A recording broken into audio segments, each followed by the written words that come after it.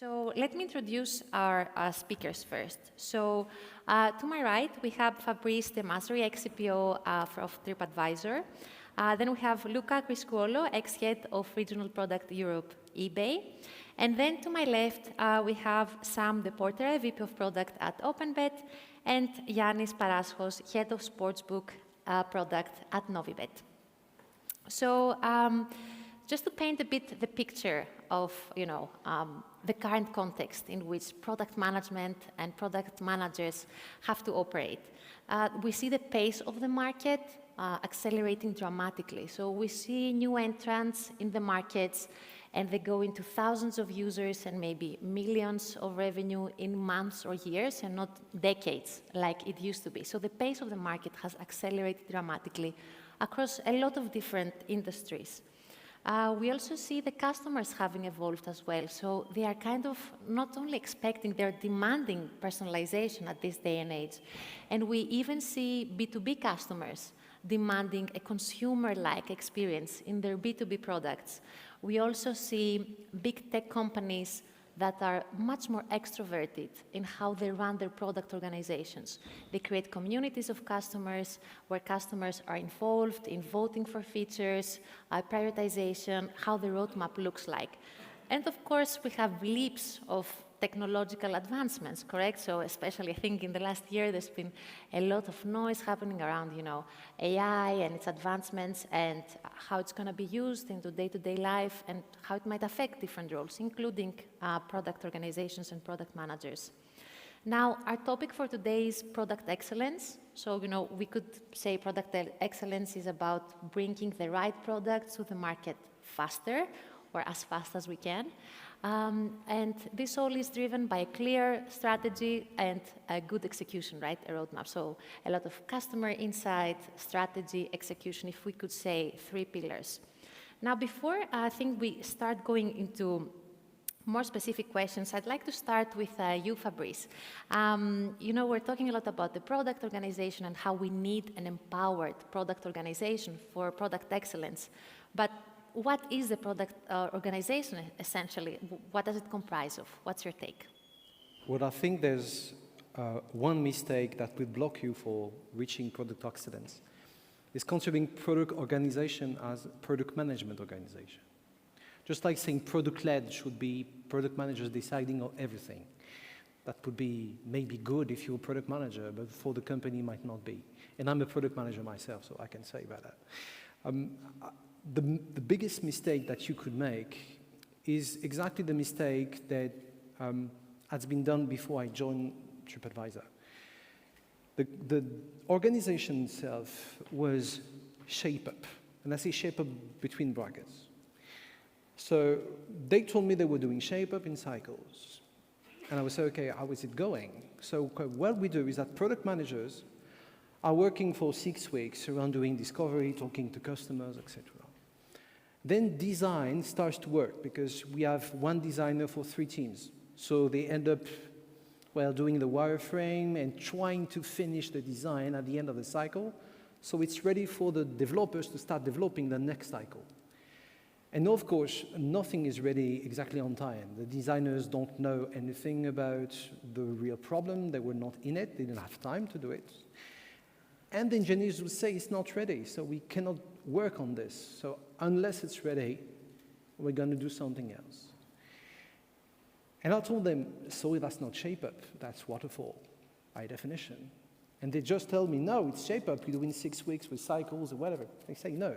The problem is that you don't believe that you're one team taking the decisions together. You think that you're taking a bunch of decisions one after the other. So if it's not ready for an engineer, it's not your problem, it's the other's problem.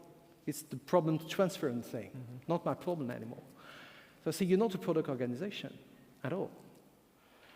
So if you want to be a product organization, just right at the beginning, you need to have product designers, for example, not UX UI. Because the main difference between UX UI and product designers is that product designers are UX UI that actually care about the constraints of a product. They care about the economics. They care about the market, not only about design. The difference between a developer and a product engineer is how to develop a code and a product engineer conceives. And that's very different. So if in your company you have developers that are just coding and just interested by coding, okay, you will never be a product organization. So this is actually the big misconception that you have, saying, okay, the product org is only product management, and then you have an engineering org, and then you have a design org. Right at the beginning, you're screwed. And can I ask sure, something? So if you would shape a product organization, then how would you shape that? But definitely, I would consider that product teams are made of anyone that's working on the products. So that's the concept of the trio. So I don't want to repeat the talk that I did. Maybe some of you were there, but I deeply believe that you have three types of risks, and this three types of risk needs to be handled by people that are specialists in those kind of risks. So we invest together and we have the same objectives. When I joined Deezer, which is, don't know if you know Deezer, but it's a music streaming company, French one. In the teams, the product engineers had different incentives than the product managers and product designers. So basic motivation, human psychology 101, it would never work. And it's not the problem, it's not a people problem. It's not, okay, if you give me this as an objective, of course I will follow it. So it's not a responsibility of the people, responsibility of the whole organization. Can I add a couple of words? Sure thing. So I completely agree, I fully agree with you. One of the challenges that I faced in one of the companies where I worked was that we wanted to organize, take the existing organization and going in the direction you are saying. Sort of cross-functional, mission-oriented group of people working together.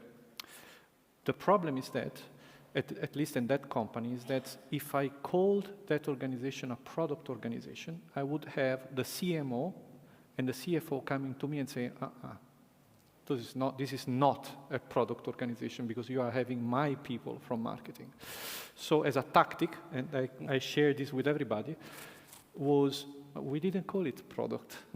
We call it cross-functional mission, blah, blah, blah, you name it. And everybody was very happy. So I can give my marketing person, my tech person, my design person, and go into the cross-functional squad, team, goal-oriented organization, whatever. So there needs to be some creativity, right, around, but the essence is pretty much the same. Yannis, moving to you, we're talking about, the product organization as a whole, and in the wider power dynamic, let's say, of a bigger company, how can we make sure that the product organization has a seat at the table, especially when it comes to important strategic decisions? Have you seen this play out in your own experience, and how did you manage to ensure that product organization is part of the discussion? Yes, you need to ensure this. You need to actually find a way and add product in the strategic decisions. This is something that I believe you manage by convincing people that they should trust you. Product acts like the glue between departments. It's responsible for transferring information and actually getting everybody on board. It's very important to actually communicate the vision. Personally, I have seen this happening because I've seen my company grow. I'm with them 12 years. I've seen them grow from 50 people to almost 1,000. And I've seen how a company actually empowers the people who are immersing themselves in the business. Most of the product people in our organization come from within the company. They are the people who stand out as they understand the business, the technology needs, obviously, and the customer needs. So it's very important to actually, as I said before, convince management, let's say, that the right approach is to focus on the product and make it, give it a first say at the table. So you definitely need a lot of management buy-in, right? No, actually, I'm really happy to say that I have a very nice story. My manager came like 6 months ago and said, okay, we need to present the vision to the board of directors. And I said, okay, who's going to give it to us? And he said to me, you're going to give it to us. You are the one who will bear the vision from now on. And this was very empowering and actually made me and my team feel very special. 100%. Sam, in our earlier conversation, you mentioned a phrase that really stuck with me, product in the driver's seat. Could you share a bit with the audience, what does that look like in your organization? And if we could offer some insights, if other product leaders would like to manage to have product in the driver's seat in their organization, how could they achieve that? Yeah. Our organization is a bit special as we deliver gambling software to gambling companies, but we also sometimes make their front end. So we're a B2B company that has also a B2C part. The B2C is run by the clients, but still we are developing for them. So it's a very special dynamic between our customers and our customers, because our customers are in principle also our customers. So from the get-go, or everybody who is in my organization, in the product team, is important to the customer, and the customer is asking things that we need to build for their customer. So from the whole operation, if you look at us, we are in the driver's seat because our customer just asked, oh guys, we want to have that. And of course, they also want us to think of new ideas and features we want to develop for them. I will pick on one of the things you said. I think that's a good KPI. One of the things when I noticed when I started is that the KPIs for the engineering department, who the relationship was not great when I started, was totally different than what was the product one. So the product one you had to have our customers be happy, good product and good features. And the engineering department was, you need to have all your estimates finished in the same time. So those two, we have noticed, don't really go hand in hand. So what we did is, I think with David as well, he was here before speaking, we sat together and we made sure that at least, I think, half of our OKRs are identical at the moment. So in January, we sat together, well, December, January, we sat together and we made sure, okay, everything we want to do from a product point of view is exactly the same like the engineering department. So we share half of the OKRs are similar, even though sometimes they have less impact, and also from a product point of view on engineering have less impact. And at the same time, we also share about 25% of those OKRs with our commercial department.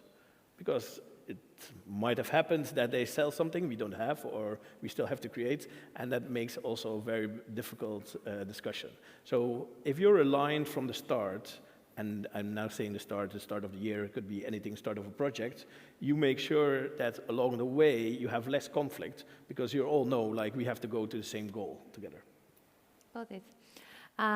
So Luca, we have touched, all the speakers have touched upon, and earlier today, about the product organization, its importance. We just talked how we could maybe rename it also to make sure we gather everyone on our team to make sure we deliver success, right?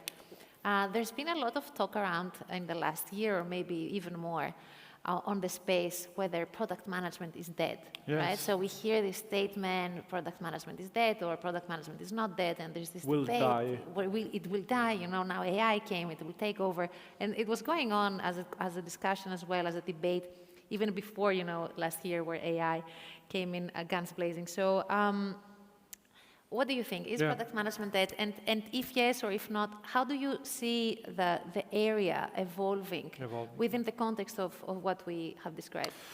So certainly the coming of the robots in the terms of AI are changing already our everyday work. In my opinion, it's changing in a much easier way. So some of the tedious work, writing PRDs or even getting into the data, is is already now easier. Though this is not what I call product management. And what now I'm entering a discussion that might be a little bit controversial. I know, that's why I'm going to do this. When I say, yesterday night we had a dinner with a little bit of wine, and there was a question, why... We were five, we were five, we had 3 bottles. So, yeah. There was a question, why we build products? And then my answer was, because we would like to provide a solution to a customer problem. Now, if we agree that this is maybe the most important part of the product management, then the action of providing a solution to a customer problem will be there forever. The question is, how do we get there? Who is going to get there? Is a person working more in marketing, more in technology, more in traditional product management, with or without the help of AI, of any other tool? This question remains open, but in the sense of a definition, as a product manager, a product person that provides solutions to a customer problem, well, this will be forever there. So if we intend these as product management, then there are no dangers. If we reduce the definition of a product manager into someone that writes specification, works with engineers, speaks with their prepare PowerPoints, then it's going to die. I don't think that this is the right definition of product management, so I think it will be evolving into something different. What do you think? Yeah, I think that, so I don't know how many of you use product owners and not product managers, or use both in your organizations. And there's been a debate saying that product owner is a role and not product management is supposed to be the profession. And I think that the rise of Gen AI, because AI has been there for quite a long time, so it's not new. Gen AI is new, but AI is not new.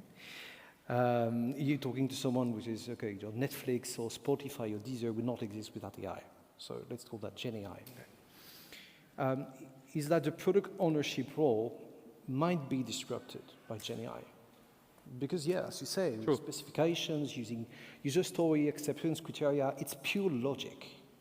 When it comes to discovery of customer problems and choosing which one to address, because you have a vision of the future, which is supposed to be what product vision is about, and you cannot predict the future.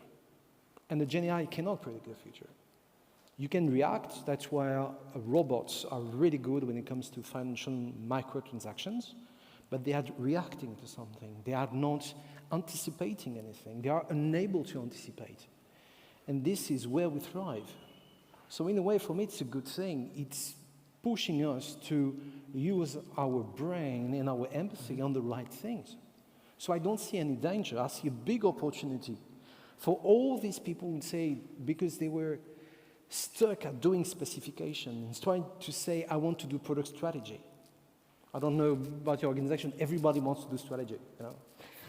Whenever they are in face of a strategy and say, okay, if you're wrong, you're fired, they don't want to do strategy anymore. But it comes to that. So the question would be, who is happy to write product specifications every day, right? So, say no one ever. You know? Fabrice, I think my question is kind of in the same direction of what you were saying. So we're seeing in the last year, or maybe a bit more, some de-investing in product organizations. So we're seeing budget cuts, we're seeing the wider product organization, as we defined it earlier, getting smaller, getting disempowered. What do you think could be the long-term effects for tech companies who are going down this very dangerous road, let's say? Yeah, and if we were to raise a flag or, you know, ring the alarm, what would that be about? Well, there might be good things and bad things. Are you telling that to someone who just fired 13% of the workforce and actually left the company because of that? But that's another story. I know that in our company, so we had in Europe, we had plenty of people in France, in Spain, and in Italy, in Milan and Turin, especially. And we had hired plenty of people. because we have plenty of money. And we have plenty of people getting out of boot camps because, well, product managers, product designers, product engineers were rare. So we say, okay, we need people. We don't have the choice. So, okay, let's invest. And then we saw that the results were not that good, but still, we were doing plenty of things, and we had the money to do it. So why taking hard decisions when you have the money? Now we had to cut and to think about the right thing, which is, okay, is it really where we want to invest? For me, 2023 killed this idea that to be good, you should address all the needs of all the segments, that you should be this one-stop shop or this meta platform or whatever. And getting back to something which is important for us, which is focus. We know that if we don't focus, we'll end up with a spaghetti plate. No offense. Okay. No offense taken. But that's the big problem that we have. And the bad thing on the other side is about innovation in a way. He's saying that, okay, I know that my CEO was focused on EBITDA, only EBITDA. And there's a wonderful way to have positive EBITDA is to fire everyone. True. On the short term, hey, the profits are still there because you've been invested, so your return on investment would be, I hope so, especially in product, for a long time, and then you cut costs. But what will happen in 2 years when you have not innovated for 2 years and the others have? And you will always be 2 years late. Even if you say, we need to cope with competition, the competition will not just stay still. Okay, we're not going to invest on our side. So for me, it's good and bad things, and it really depends on right level of focus on the right things, not too much and not investing in more. Yeah. Going to you, Yanis, just to connect a bit what we have already been discussing, focusing on the right things, right? And there always be customer problems to solve and customer needs to cater to. And when we talk about product excellence, it's a lot about focusing on user needs and catering to them and solving their problems, etc., delivering value to them. So how did you make the shift in your organization in becoming more user-centric, understanding the needs of the user, catering to them? If you could share some examples, some stories of the kinds of successes you've had through that. Well, I'll share a misled direction that we had, which led us in a very good product and something that needed to be addressed.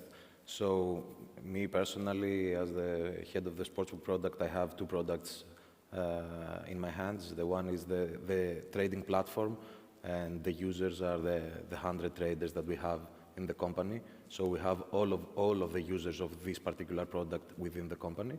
And obviously, the second product is the sportsbook that is directed to our clients. So for many, many years, before even the product team existed, we were on a stakeholder to tech approach regarding development, but all the requests were coming from the actual users, the traders.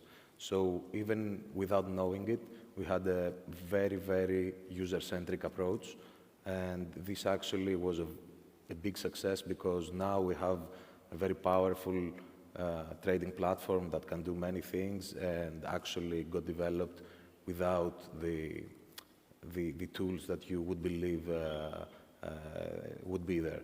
On the same time, we had the same approach for the sportsbook. So many of the things that we did the previous years were misled.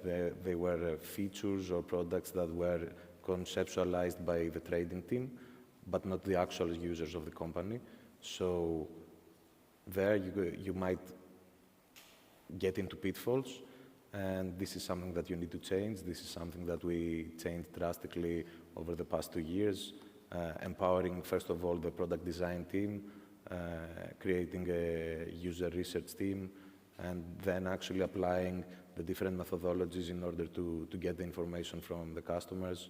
So, for example, we have friends and family channel where our friends and friends of friends can send directly feedback to us unofficially. Sometimes they get rewarded with free bets and free spins if they are clients of our platform.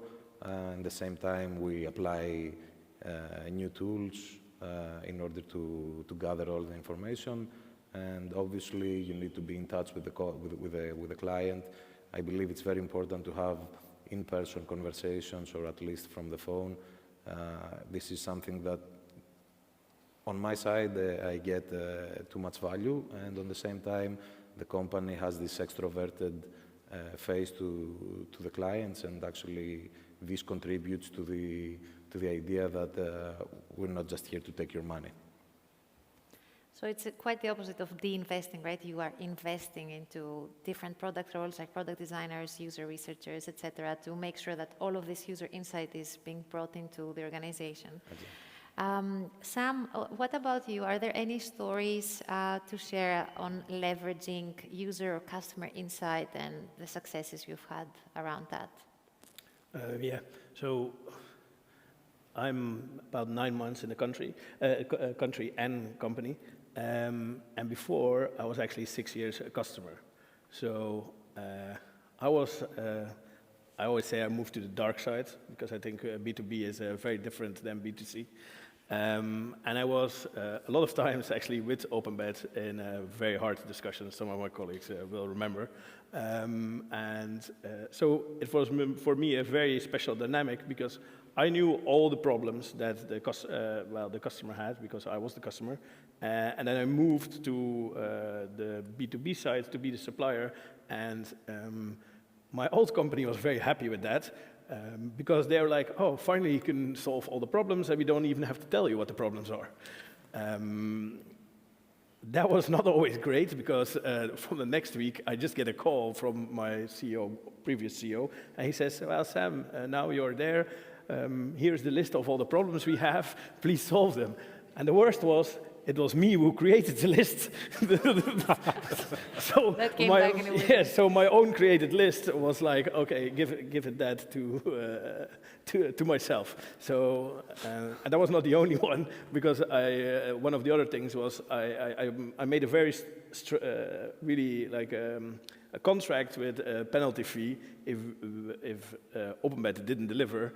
And now I have that penalty fee, and I actually put it myself in the contract. So yeah. So you just went on the other side. Yes, so on the other side. But coming that is, I came with a lot of industry knowledge and knowledge as well. And I think one of the things I find also in my own team is that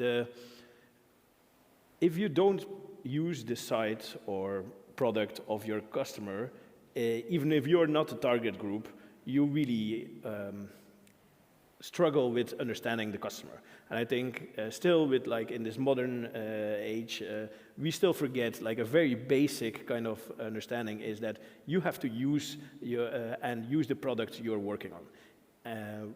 And I think there's ways to try to do that.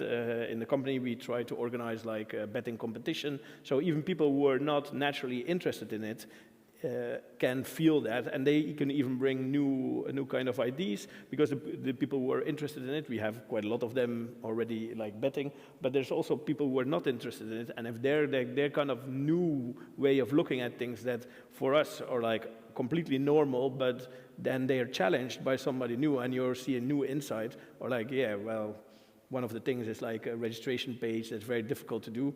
It looks very normal because it's the same for all betting companies. Yeah, very much a lot of copying, but then somebody else is like from another industry, like let's say fashion industry, like, oh yeah, good example in Brazil, you have like a very quick registration, and they're like, why not doing this? And none of us ever thought about that. So I would say the using of your product is way more important than it seems, because that kind of experience, good and bad, I have both examples, really push you to go to your team and say like, hey guys, we really need to solve this. Because just getting an email from a customer, be like, hey, I want to bet on this event, but it's not there, and feeling it yourself when you're like, okay, let's try to make a bet, and it's not there, is a very different experience than getting that email. And I think the experience pushes yourself to improve and should improve the whole company. How do you cope with biases? Because there's one thing, so when I was working at Deezer, everybody would work at Deezer because they love music. Okay, it's not, no one is now on music, I don't care about it. It's the thing that you find on the resume. Say, what do you like as interest? Cinema and music. Wow. Now that's not cinema, that's that's Netflix and music, but that's not the problem. And there was this problem, classical problem, saying, okay, you are not the user. You might represent 3% of the users. So if you use your own product without having a scenario, which is, okay, this is real life scenario. It is what we call a stress case. It's not the happy path. It's the things that's not going to work because in that situation. How do you cope with that in your company? Saying that, okay, you've seen a problem and you think it's important, maybe it's not important for real users. How do you do this? We actually, she's here, so we have a UX researcher, and we would do, we haven't done it in a couple of months now, but last year, till like September or something, we did every week a different challenge, and you have to place like a different kind of bet. Not just like, oh, you have to place a bet, then everybody could choose like, okay, now you have to do something with horse racing, or you have to go into the casino and play X amount of things, and then we have a feedback form for everybody who can fill it in. So you have like kind of research on it. Okay, nice. And did you ever face the fact that, or some of you, that you got a very clear customer feedback or customer insight, and then for some reason you were not allowed to provide a solution? But I had one. So now working on TripAdvisor. I don't know how many of you are into Michelin-starred restaurants, which is really, really... We had this discussion just a few... With Porsche, you know, the French guy talking about cuisine, whatever. And if you eat in a Michelin-starred restaurant, you understand that everything has been designed. But there's absolutely no flexibility in the system. And that's perfect, because everything is calculated here and there. And the only flexibility is that if someone very, very rich asks you something very specific, and they're going to do it. That's the only flexibility that they keep. And we had a customer, which was the Georges V. So the Georges V is a palace in the center of Paris. They have 3 restaurants, 3 Michelin-star restaurants. So 2 restaurants are 1-star, 1 is 3-star. It's the biggest concentration of stars in the whole world. And I spent 1 hour being yelled at by the customer, because we didn't do that, and we don't do that, and we don't do that. At the end of the discussion, he asked me, when will you do this? And I said, never. Never, never, and no one's going to do that on the market, ever. Because you're so specific that the only way for me to do this would be to do a complete specific for you. And that's going to be too expensive for you and too expensive for me. And we lost the customer because, well, they were frustrated, and the discussion was, if you don't give me that, I'm going to go to the competition. So do it. But I was not, I would have loved to do these kind of things, but no ROI whatsoever. Yeah, it doesn't make sense. It's important to know when to say no as well, right? When it doesn't make sense to do. And even if the key account manager, which was called Gary, I don't know if you know Lea Tarin, but Gary, the sales guy, is something. He was really, really pissed off, and the CEO called me in his office, and he was really pissed off. And at the end, say, if we go on doing whatever the customers want, just fire me. And I think he thought about it a little. I think that this is a very good example. We have it as well, because we have a productized version, and we can get a bit of the branch, but there's like things we don't want to do. And our customers are not always happy with that. Well, a lot of times they're not really happy. But then I think you have to really think about why you're doing this and explain that to the customer. Mm-hmm. And really take a lot of time to do that, because if you just say like, we're not doing it, that doesn't really go well. out of own experience, I know that.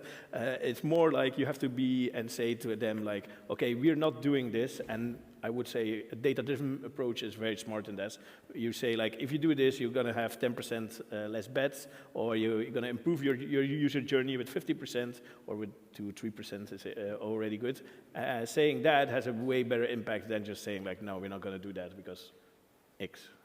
Well, it's too bad that Mike is there, not because as a perfect example of a customer that they refused to serve and lost, and it was a 7 figures ARR customer, and they're saying no. And it was as close as me to be fired, by the way, but that's another story. Take some courage. Great. I think this is a great closing story for our panel. You know, But being fired is a good no, not being fired. I mean, having the courage, right? Having the courage to stand up for what you know is right, especially as the product leader, right? So having the courage, maybe it gets you fired, having this courage, but hopefully it will bring you success and other endeavors as well. So thank you so much to our panel speakers. Hope this was a fruitful discussion for the audience as well. Thank you.